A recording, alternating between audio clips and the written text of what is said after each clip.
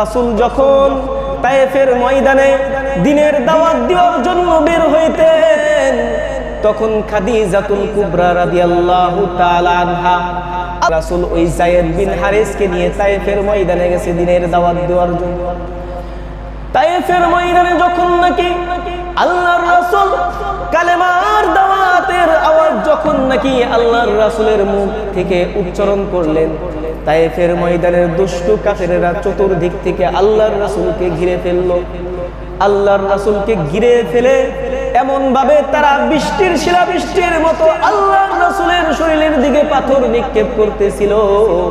আল্লাহর রাসূল পাথরের আঘাতে একবারে বেহুশ হয়ে জমিনে পড়ে যায়। আবার তারা হাত ধরে উঠাইয়া দাঁড় করাইয়া দেয়, আবার পাথর নিক্ষেপ করে পাথরের আঘাতে আল্লাহর রাসূল আবার বেহুশ হয়ে জমিনে পড়ে যায়। আবার ওই তায়েফের দুষ্ট কাফেররা আল্লাহর রাসূলকে দাঁড় করাইয়া দেয়।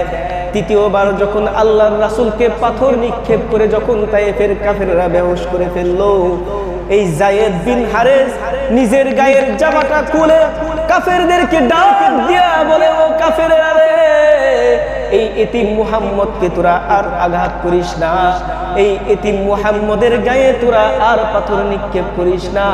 এই যে আমি যায়েদ বিন হারিসের গায়ের জামাটা খুলে দিলাম, তোরা যত পারস যত ইচ্ছা আমার গায়ে পাথর মার, আমার গায়ে পাথর নিক্ষেপ কর, তারপরও এই এতিম মুহাম্মদের গায়ে তোরা পাথর নিক্ষেপ করিস না।